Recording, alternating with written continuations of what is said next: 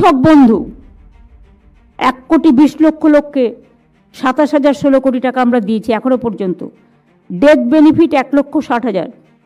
বাংলা শস্য বিমা বিনা পয়সায়, জলে ভেসে যাক, পোকায় কামড়ে দিক, নষ্ট হয়ে যাক ফসল, আগুনে পুড়ে যাক, টোটালটাই ইন্স্যুরেন্স খরচা রাজ্য সরকার বহন করে। আগে এটা ছিল না, আগে কৃষকদের বহন করতে হতো।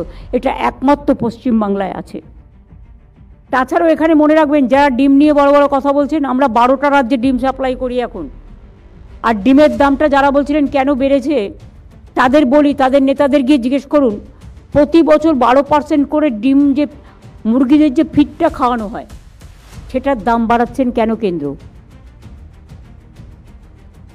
আমরা ভুট্টা চাষ করে চেষ্টা করছি, মেজের চাষ করে আমরা কিছুটা তাদের খাবার জোগাড় করাই, কিন্তু খাদ্য সংস্থান আপনারা দাম বাড়িয়ে যাচ্ছেন। যে খাদ্যটা হাঁস মুরগিরা খায়, 9 কোটি মানুষ খাদ্য সাথী পায়। এর জন্য আমাদের শুধু স্টেটের খরচ হয়েছে 1,09,000 কোটি টাকা। দুয়ারে রেশন 7,41,00,000 মানুষ পায়, এর জন্যও খরচ হয়েছে 1,717 কোটি টাকা।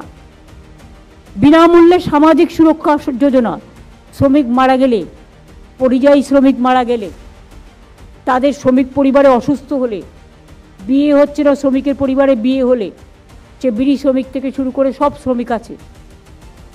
এবং যারা বিভিন্ন দোকানে কাজ করে, বিভিন্ন এজেন্সিতে কাজ করে, অনেকে আছে যেমন রেস্টুরেন্টে কাজ করে, তাদের কোনো ভবিষ্যৎ নেই।